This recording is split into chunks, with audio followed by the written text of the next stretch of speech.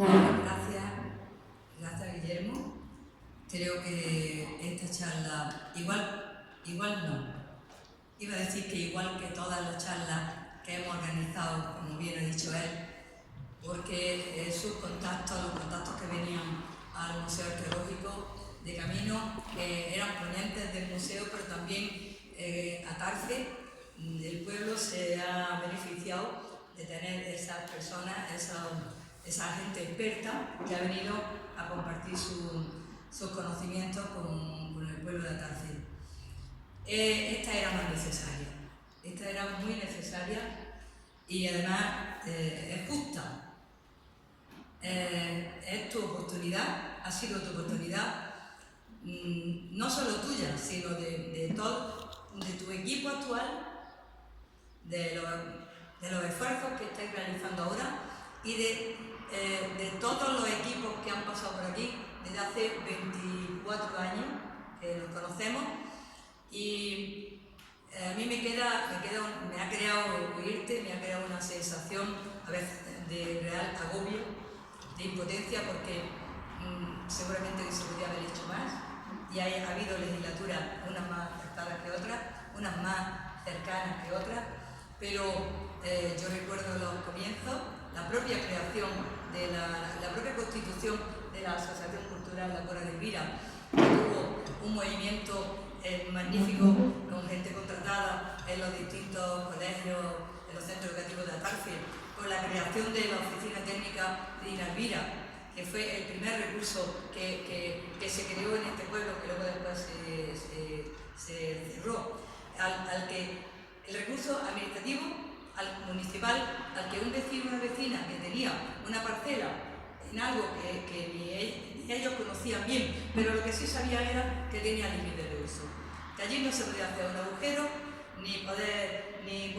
no hacer ninguna intervención si antes no pasaba un pre-ayuntamiento por la Delegación de Cultura y tenías que contratar a un profesional especializado que estuviera vigilando por si aparecían.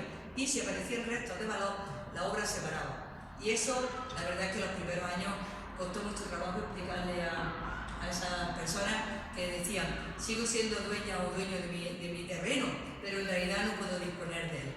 Esa gente también ha aportado su manera, ¿no? La Asociación Cultural La Cora de Elvira, desde su creación, siempre ha jugado su papel, un papel complementario desde las instituciones de todo tipo, las del ámbito de la Junta de Andalucía, la propia Diputación, los distintos equipos de gobierno con corporaciones que han ido pasando en estos 24 años. Siempre hemos estado acompañando al equipo científico con mucho respeto, con mucho cariño.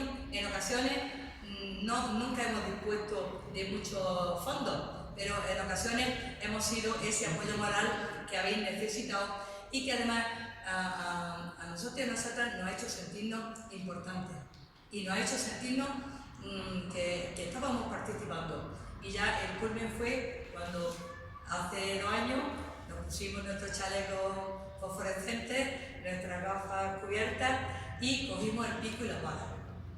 Aquello, para mis compañeros y compañeras, eso no se nos va a olvidar nunca, porque metida en la zanja y haciendo trabajo primero los más gruesos, hasta que empezaban a salir cosas ya importantes, y como estaban allí el equipo arqueólogo, para el voluntariado de La Cora de Elvira, esos 2 o 3 años que participamos en el Tajo, en la tierra, esa experiencia nunca la hemos sentido tan cerca de Medina Elvira y eso fue gracias a una corporación y gracias a vosotros, porque ellos y ellas nos enseñaban a que hiciéramos ese trabajo y que fuéramos un activo y no un peligro. Así es que todo el relato que tú has hecho es de agradecer, ha tenido que ser un esfuerzo, pero claro, es que lo has vivido. Y los primeros años para Atarce, para el Yacimiento Medina Elvira, Antonio Malpica era nuestro mentor, nuestro máximo apoyo, y yo creo que Antonio también se ha sentido apoyado y arropado por la gente de Atarce. Y eso también, la Cora también está contenta de haber colaborado, de haber participado.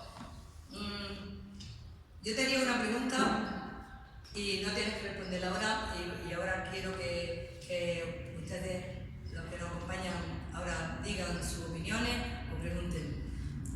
Con todas las dificultades que tú has relatado,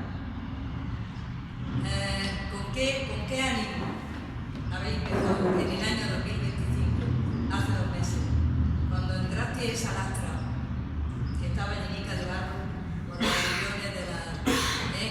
cuando se limpió y empezaste a excavar? ¿Qué sentimientos teníais como equipo científico al entrar a ese espacio con esa nave, que algún día será un CAMI, Centro de Interpretación, pero por ahora es nuestra nave, es la nave de la lastra? Ahí el laboratorio, reunión, el office, un aula, en fin. Es que lo que sí quiero saber es, a nivel científico ya nos has demostrado que sabes muchísimo, entre lo que has vivido y lo que te has preparado, ha sido una conferencia magistral. Yo creo que era lo que hacía falta. Pero ahora, a nivel humano. Bueno, yo he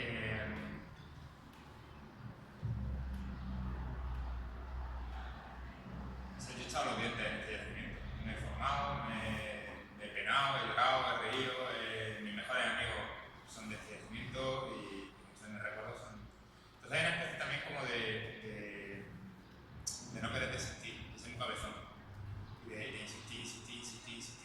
Y esto solo es posible por el grupo que hay detrás. O sea, yo hoy hago de portavoz de muchas voces de compañeros y compañeras que son los que achuchan, animan, pican, están, discuten, dan ideas.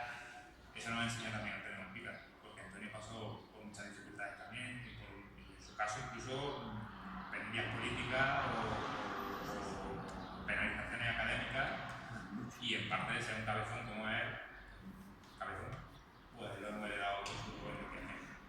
No somos distintos grupos de investigación, no cambiar el nombre, pero somos muy buenos. Luego era una especie de revanchismo. Yo soy muy riguroso. Hay un dicho bereber que dice que el rencor y el agua nunca duermen, pues eso es lo que me pasa a mí. Entonces es una especie como de querer demostrar que es posible hacer las cosas y buscar fondos donde sea, y buscar equipo y contratar gente y traerte. En 2022 me tuve que traer un colega de Bélgica porque no encontraba técnicos que pudiesen participar en las excavaciones de Elvira por las condiciones económicas que podíamos ofrecer. Se puede imaginar, con 15.000 euros que habían dado la eléctrica y para acabar 2 meses, pues se cuenta. Entre que paga el salario, paga el IVA, paga el autónomo, paga el... Ojo, lo estoy. Entonces hay una mezcla de eso, de afán revanchista y de memoria, de infancia, juventud, estudio y querer llevarlo a cabo. Y luego hay un firme convencimiento de la importancia histórica que tiene el yacimiento, porque me parece que un yacimiento nunca va a ser Medinaclara, nunca va a ser la Alhambra, no necesita serlo. Es un yacimiento que explica la vida cotidiana de la Vega de Granada durante más de 1000 años, no son del siglo IX al siglo XI solamente. Permite entender las transformaciones ambientales, permite entender la introducción del capitalismo histórico, permite entender la formación andalusí, permite entender la transición del mundo romano a la época medieval, permite conocer la ocupación de los restos prehistóricos, permite entender el impacto de la llegada de mineros franceses, como decía antes, o de la introducción de la remolacha azucarera, del surgimiento de la burguesía de Granada, permite entender cómo la ciudad de Granada, cuando se convierte ya en capital y en cómo explota a todas las redes de pueblos que hay en los alrededores. Entonces hay también una devoción de conocimiento que por eso me hice historiador. Creo que también forma parte de mi profesión y de mi bagaje como persona y a lo que me dedico. Entonces yo creo que se mezclan las tres cosas. Y luego también con el tiempo he descubierto que por mucho que se pase muy mal con políticos, que me perdonen los políticos, con administraciones, que me perdonen las administraciones, con la Delegación de Cultura, con el Museo Arqueológico, con los técnicos, se lleva aquí más de 20 años. Todo el mundo pasa.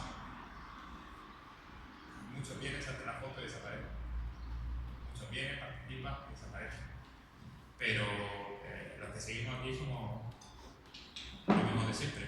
Y sigue Lucas, y sigue Tere Cofre, y sigue ahora Juan Mayaita, y sigue Marco, y sigue, en fin, sigue Cristina.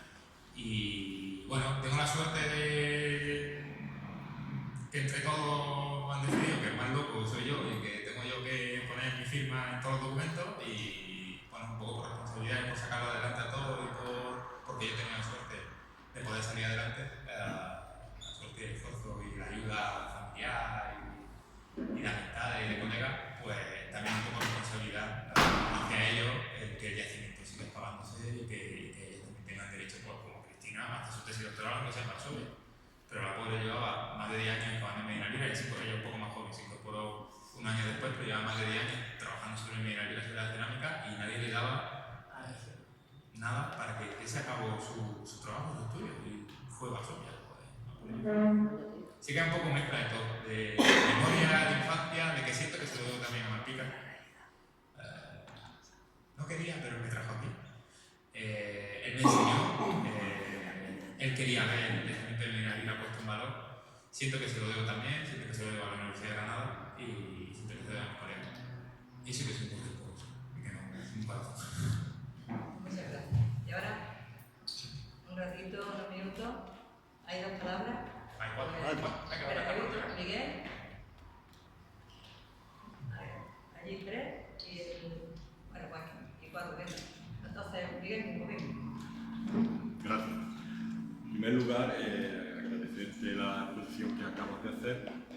Y yo quisiera plantear 2 cosas. Una, a lo mejor no directamente a ti, sino hacer una reflexión general de lo que tú has dicho casi al final, y es de la necesidad de que Medina Elvira es un gran yacimiento arqueológico y que necesita de una gran, ¿cómo diría yo?, como que muchos esfuerzos para que esto empiece a tomar forma. No digo yo que lo que lleváis haciendo esos años de investigación no estén dando su fruto, que lo están dando, pero tú mismo lo reconoces, es una forma muy limitada, ¿no?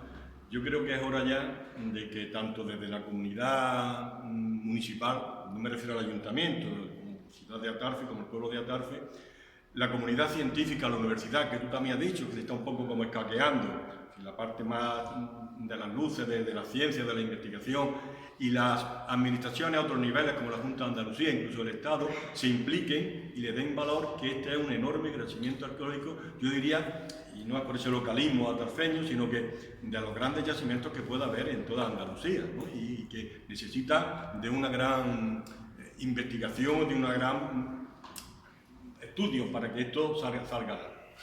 Eso en primer lugar.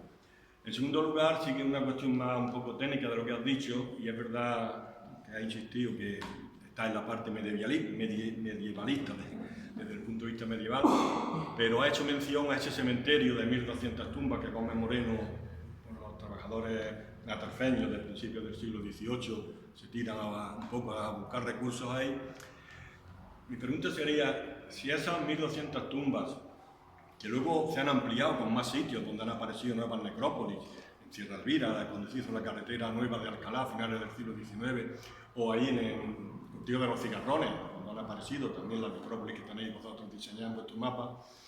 Si esto hubiera aparecido en Granada, quizás esto tuviese otra dimensión. Estamos hablando de 1200 tumbas, es verdad, me ha quedado un poco cortado, ¿no? Para minimizar, como un enterramiento de una batalla. Es la primera vez que tenía noticias de ese asunto, ¿no? Pero en fin, puede ser, no lo sé. Pero es verdad que 1200 tumbas, una necrópolis de 1200 tumbas no es de un castrum pequeño, tenía que haber una gran ciudad que genere un cementerio de esas características. Cuando en Granada aparece la necrópolis del Mauror o de las Torres Bermejas y las de Carmen de Rolando, que son unas pocas tumbas y se le da una importancia, ya allí está Ilíberia, allí está la gran ciudad antigua y libre antes de los romanos, y aquí con 1200 tumbas a esto no se le da un valor que debería de dárselo, al menos por la magnitud de ese cementerio. Dejo ahí un poco a ver, porque es verdad que también hay un grupo de gente en Atarfe que nos preocupa lo que hay antes de Medina Elvira, que también, tú has dicho ahora que estáis investigando del siglo XII-XIII, que aparecerá luego la Medina Elvira del siglo X, IX, posiblemente debajo aparezca también lo anterior esa época, no lo sé. Pero eso el tiempo lo dará y ojalá se hagan excavaciones que permitan que aflore realmente lo que había en toda esta zona de aquí, que está muy difuminado, yo creo muy desprestigiado y muy ninguneado por alta instancia, tanto académica, no por nosotros, que sois los únicos que estáis dedicándole, pero sí está como muy ninguneado el tema de Medina Elvira. Pues te agradezco tu intervención, Miguel.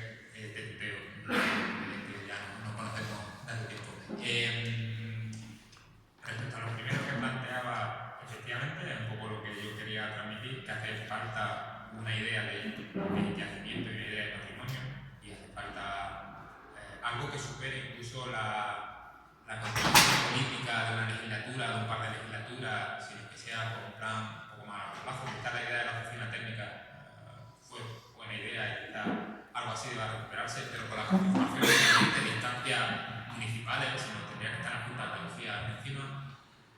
La Universidad de Granada, voy a poner un poco corporativista, pero la Universidad de Granada es un pulpo con muchos tentáculos y cada tentáculo funcionaba de manera independiente. Es decir, ellos nos avalan, nos firman, pero digamos que se fían de lo que nosotros hagamos, ¿no? Entonces, la universidad, más allá de ponerme a mí al frente de la cátedra Gómez Moreno o de firmarme y autorizarme cada proyecto que pido, tampoco hay que esperar que se implique mucho más porque no lo hace ningún otro yacimiento. Es decir, no lo hace Salar, no lo hace Pinos Puente, no lo hace Orce, no lo hace Orce, los primeros pobladores de Europa, y tampoco la universidad que ni más ni menos. Quiero decir, eso ya depende de cada uno, en este caso cada uno tenemos un poco más. Respecto a la segunda pregunta, empiezo con una puntualización. El siglo VI es medieval. A ver, lo que define el periodo medieval es el fin del modo de producción esclavista vinculado al Imperio Romano, a partir de la crisis del coronato del siglo III en adelante, y particularmente con la caída del Imperio Romano en el siglo V, empieza otro periodo histórico, un proceso histórico diferente, y eso es competencia de los medievalistas, como los que estudiamos sobre esto. Y cuando estamos analizando los restos del siglo VI de la necrópolis de Marugán, estamos analizando nosotros, nuestro grupo de investigación, los restos del siglo VI en Guadalajara, en Palma de Mallorca, en la isla de la Cabrera, en Lleida, o aquí en los yacimientos de Níbar o de los Algarves, en Zagra, que es lo que estamos. Por eso hemos parado en el mes de mayo para irnos a pagar esos otros yacimientos. Son yacimientos del siglo VI, ¿no? Es decir, y que es competencia, creo que de los medievalistas. Pero bueno, me refería anterior a la llegada de. Ahora, claro, yo entiendo que tu pregunta en realidad viene por lo anterior. Entiendo que tu pregunta viene por el controvertido tema sobre el concilio de Elvira, sobre la ciudad romana, sobre los restos y tal.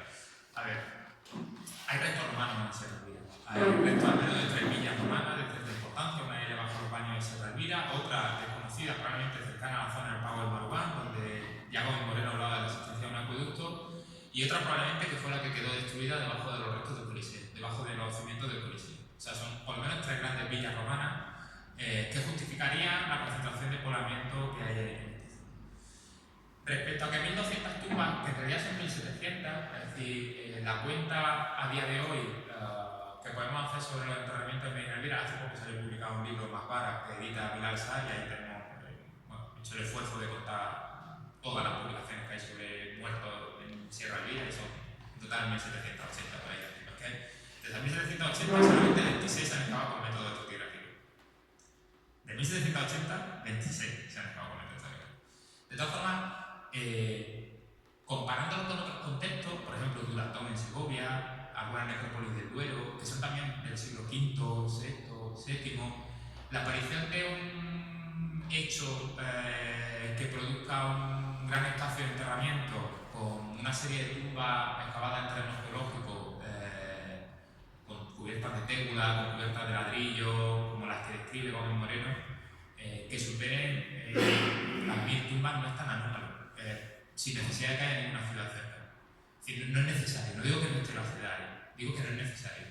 Es decir, conocemos que en el periodo alto medieval, en el siglo V, VI, VII, las formas de enterramiento son colectivas porque forma parte de la creación de identidad de grupos militares y campesinos que han perdido la identidad romana como el paraguas que lo albergaba como forma de cultura o ideología que lo sostenía. Están entregándose a unas nuevas corrientes litúrgicas que son todas las variantes del cristianismo que hay en este momento, el romanismo, el catolicismo, alguna herejía, alguna el donatismo, etcétera, etcétera. Y parte de la creación de la identidad colectiva en este momento, nosotros llamamos el proceso de etnogénesis y la creación de una etnia nueva, por así decirlo, que es una mezcla entre lo visigodo, lo tardorromano, lo cristiano, etcétera, etcétera, incorpora los cementerios como lugares centrales. Es decir, no hay mucha iglesia, los monasterios son escasos y son más centros de poder. Los obispos muchas veces son itinerantes. En el caso del obispo de Guadix parece que está Capeza, por ejemplo, no está ni siquiera presidiendo en Guadix porque no hay restos, ¿no? Entonces, no sería tan extraño que hubiese una necrópolis tan grande sin que la ciudad esté cerca. Es lo que vengo a decir, ¿no? Incluso sin que no hubiese una ciudad como tal. Aunque haya algún núcleo que se considere episcopado, que se considere cívica, que se considere municipio, pero no necesita tener una ciudad. Dicho lo cual, cabría la posibilidad de que hubiese una ciudad aquí de época medieval, que se celebrase el concilio en Sierra Elvira y que se explicase el cambio de toponimia. Yo, a día de hoy, lo pongo en duda. ¿Por qué?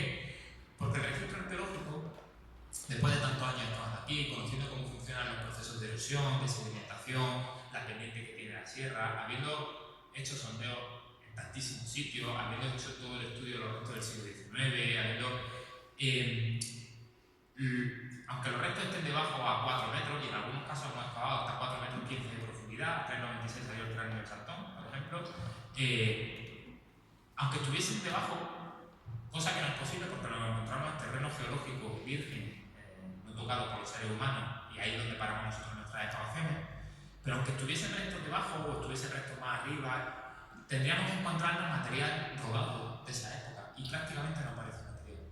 No tenemos sigilatas, no tenemos cerámica grises, no tenemos cerámica tardo antigua, no tenemos cerámica torneta, no tenemos... Cuando la encontramos, son hechos como el que he explicado en el barrio de la Antigua. Es decir, hay un poblamiento rural anterior y después se convierte en esta macrourbanización, ¿no? que he querido poner un poco antes de broma en el siglo X. Entonces, a día de hoy,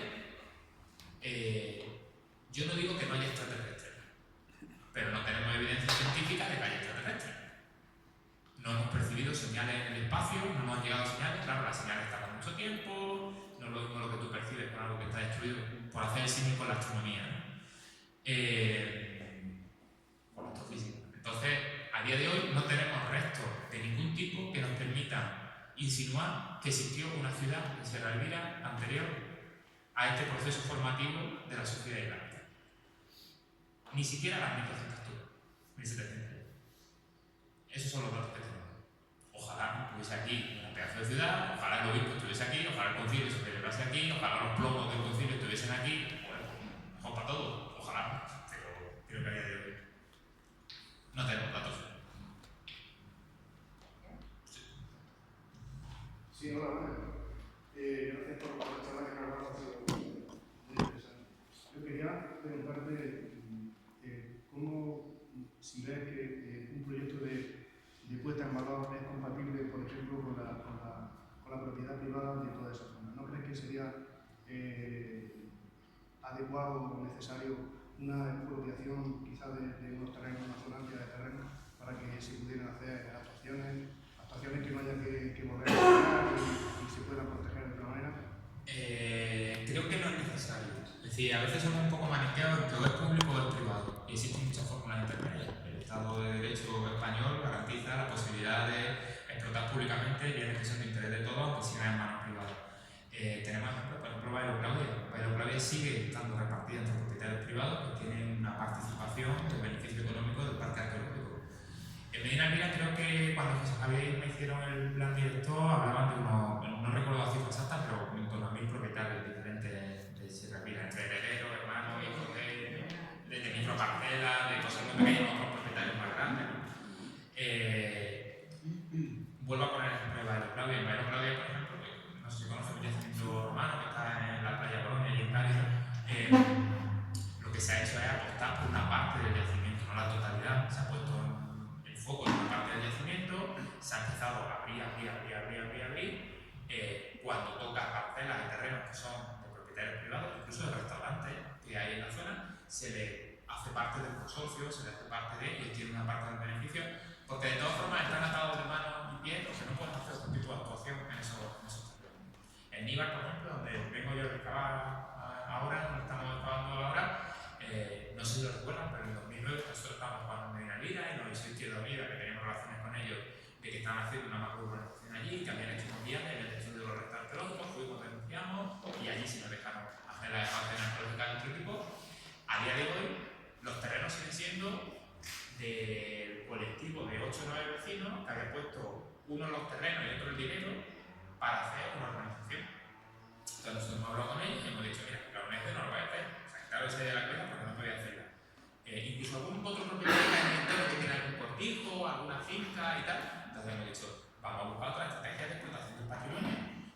redunde en beneficio de lo público, del ayuntamiento, del municipio, de la identidad local, pues luego con IVA, que no tiene otra cosa, prácticamente la agricultura, el restaurante del gallo y este yacimiento. Y vamos a buscar fórmulas de explotación del patrimonio que sean en beneficio de todos. Casas rurales, visitas guiadas, paseos a caballo, paseos en bicicleta, cobrar entrada por hacer escalada en determinadas zonas de carretera histórica, kioscos, todo vertebrado en torno a una idea común que es el patrimonio de la vida, en la que puede hacerse perfectamente y no es necesario expropiar. Idealmente se trabaja mejor en condiciones de terrenos públicos porque los permisos son únicos, porque estamos trabajando ahora en la lastra, porque no pide permiso del ayuntamiento, encantado, incluso pues, una forma también de explotarlo a nivel de pues, hacer visitas guiadas, pero no sería necesario expropiar directamente, pero hay otras formas de entender. Ahora, la estrategia que nosotros hemos seguido con la cátedra Gómez Moreno, la que vamos a seguir en los próximos años, es la de, a pesar de que me interesan mucho otras zonas, por ejemplo el Maruán, ya quisiera yo acabar en el Maruán, o el Tajo Colorado, para ver si es una foto que aceptamos contigo, pero la estrategia es echar el freno de mano, no querer investigar tanto y concentrarnos en poner en valor unos terrenos que ya son municipales, como son los de la nave de la lastra. Y por ahora nos vamos a hacer construir. El resto de fórmulas, yo las comando. ¿Qué viene? Buenas tardes, soy Juanma Fernández. Bueno, ya me pongo de pie. Soy Juanma Fernández, soy compañero vuestro de la universidad. Y bueno, quería hacer un par de preguntas más bien. La primera es, desde mi conocimiento de la arqueología, en primer lugar creo que la he esbozado un poco en la respuesta anterior, pero ¿cómo te imaginas que sería el yacimiento explotado y puesto en valor? ¿Y qué carta a los Reyes Magos tendrías que escribir para que eso se llegue a producir? Y ahora, te hago la yo veo un yacimiento que tenga la consideración de paisaje cultural, que es una figura que reconoce la Unión Europea y que sería otorgable a todo el patrimonio que alberga Sierra Elvira, y que no incluiría solamente Medina Elvira, sino también el resto de fases históricas que tiene el yacimiento, que garantizase que se puede llevar a cabo una vida normal por parte de los propietarios privados siempre y cuando, si tocan en su suelo, paguen excavaciones arqueológicas, en el que haya una oficina técnica o un organismo centralizado que supere a la corporación municipal con participación de la Junta de Andalucía, Diputación y Ayuntamiento, con una persona al frente que tome decisiones que yo no estoy en condiciones de tomar, porque no me dedico a poner en valor el yacimiento, no me dedico a temas administrativos ni cuestiones de este tipo, y en el que hubiese determinados espacios dentro del yacimiento que eran como reserva arqueológica, por ejemplo la nave de la lastra, en el que se están haciendo permanentemente excavaciones, casi sin parar, ¿no? Que forme como escuelas de formación, másteres para estudiantes, yo llego a los a Aníbal o a Zagra y no me los puedo traer. Una pena, pero bueno, yo me imagino que sí. Entonces, mi carta a los Reyes Magos iría un poco por ahí. De momento, a Papá Noel, que va antes que los Reyes Magos, que den el proyecto europeo que han pedido y que se pueda hacer el cambio. El infraestructura de Medina Elvira creo que sería la punta de lanza para encarle ya definitivamente al yacimiento. Vale, y ya mi segunda pregunta es un poco de formación profesional. Yo soy informático, trabajo en escuela de informática. Y quería saber, por un lado, porque bueno, has comentado que sois ratones de biblioteca, básicamente. Mucho estudio, mucho mirar documentos antiguos, etcétera, etcétera. ¿Cómo os puede ayudar la informática a vosotros? Ya veo también que utilizáis tecnología puntera, etcétera. Pero a nivel de informática, a nivel de eso que ahora se habla tanto, ¿no? Inteligencia artificial. ¿Vosotros sabéis ya cómo podría ayudar Sí, a ver. no solo ya a nivel de Medina Elvira, sino en general en vuestro trabajo diario de arqueólogos? Sí, nosotros estamos cada vez más implementando inteligencia artificial en nuestra práctica cotidiana. Nosotros trabajamos mucho con temas de estadística, con muchas variables, hacemos mucho análisis espacial, de análisis de visibilidad, análisis de intensidad, de espacio del espacio.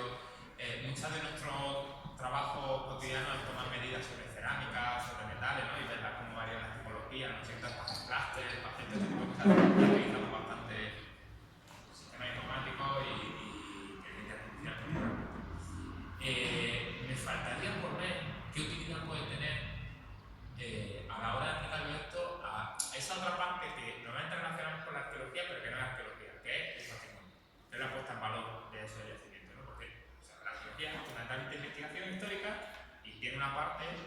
es la del patrimonio, en la que tenéis que participar otros agentes sociales, administraciones, arquitectos, historiadores del arte, guías turísticos, etc.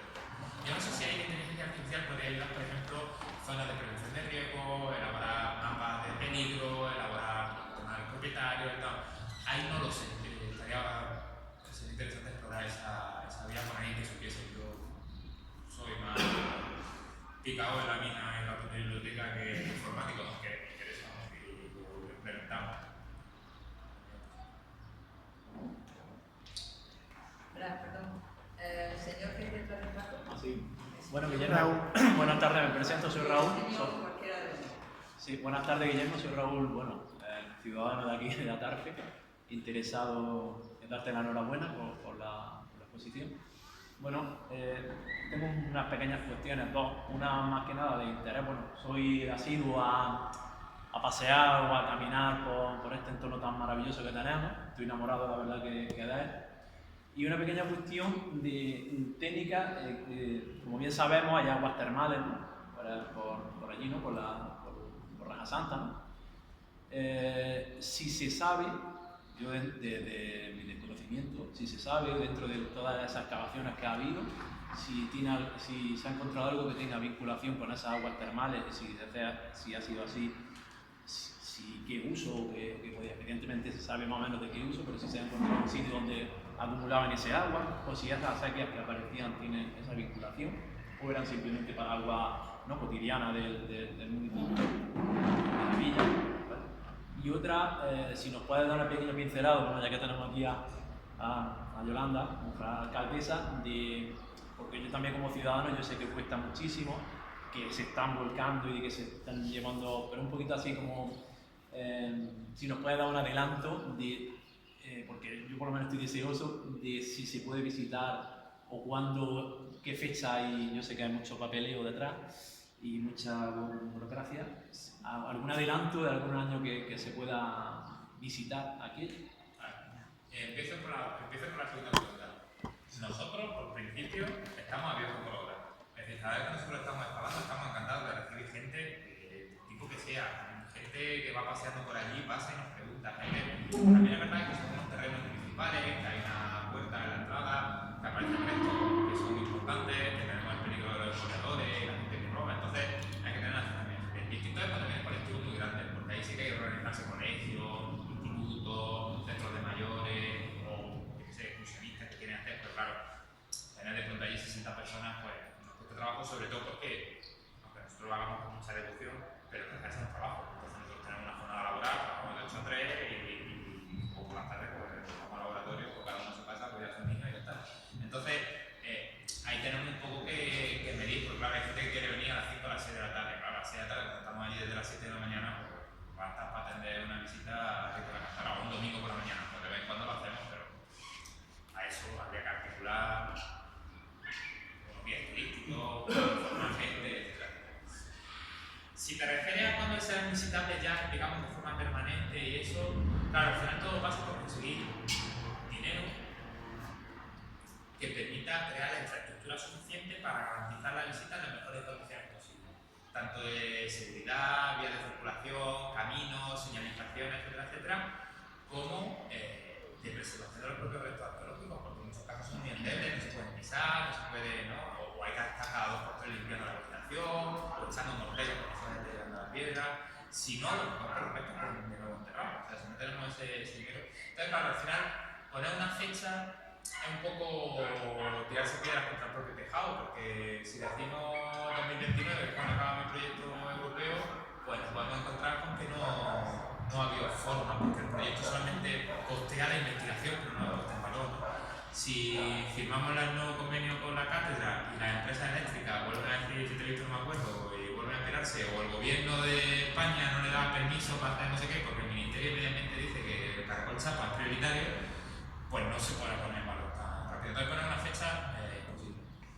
Pero mientras tanto, me consta, porque lo estamos haciendo, igual que se ha hecho desde 2004, que estamos abiertos por obras, que el Ayuntamiento organiza visitas con colectivos, con colegios. La semana que viene que estamos acabando ya vienen un par de colegios, como el jueves, o sea, con nosotros.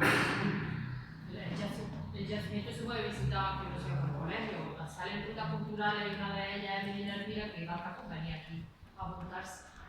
Tatiana, que es la guía, y Guillermo, que también lo da la explicación pertinente. Y luego, con el tema de las aguas termales, a ver, toda la montaña de Sierra Elvira funciona como una gran bolsa de agua, porque sobre todo desde que se produce la gran deforestación en el siglo XVI, hay que pensar que Sierra Elvira antes del siglo XVI, con todos los datos polínicos, carpológicos, etcétera, eso, era una enorme masa forestal, era un pulmón verde en mitad de la vega.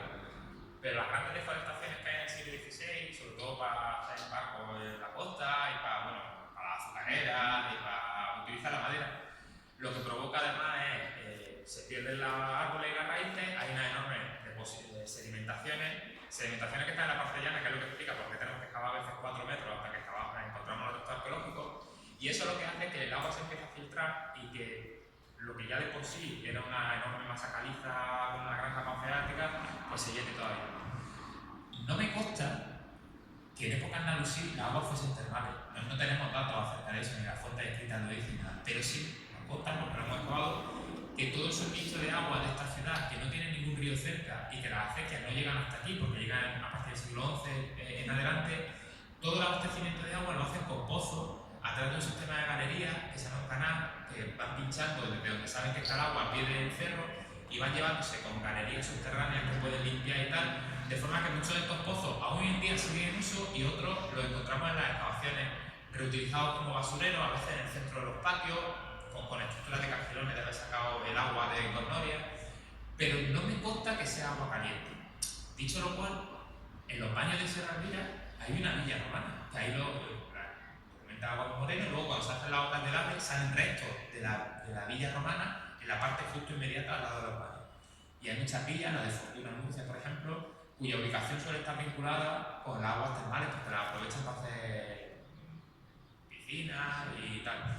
Entonces, quizás sí, quizás no, pero no tengo datos. Del uso del agua de la capa freática, sí, de que sean aguas termales, no. Muchas gracias. Vale. Si queda una palabra pendiente, ¿hay alguien más? Y ya cerramos turno. Bueno, sí, cuento contigo. Lo digo además de Paco. Vale, yo quisiera agradecer a Guillermo el tono de la charla de hoy. Y eso que en algunas de las afirmaciones yo me he sentido dolido, ¿no? Por la parte que me toca del tiempo que estuve de responsable del ayuntamiento como alcalde. Y yo creo que quizá agua pasada no mueve molino, sino que fundamentalmente hay que ver en la situación que estamos y hacia dónde tenemos que caminar, ¿no? Desde ese punto de vista, yo quisiera un poco hacer referencia a la elaboración del plan director, que no se ha dicho nada y que desde la experiencia que yo tuve parece como que si no había plan director, como que había poco que hacer, ¿no? Y por supuesto la investigación.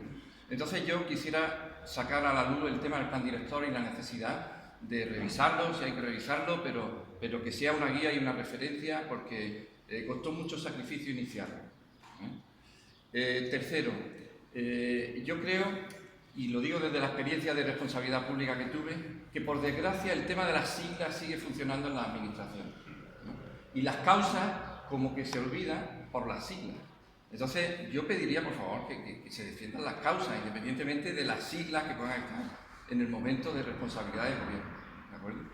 Y cuarto, y con esto ya concluyo, algunos tuvimos esa responsabilidad política en su momento, lo intentamos hacer lo más que pudimos, pero luego seguimos trabajando hasta el punto de que reactivamos una asociación que estaba perdida. Estamos concienciados de que si la ciudadanía conoce Medina Elvira, exigirá a quienes pasen por el ayuntamiento que se invierta en Medina Elvira, y en eso estamos echando mucha energía en los centros escolares y tal, y sobre todo con los recursos que hoy día da las nuevas tecnologías.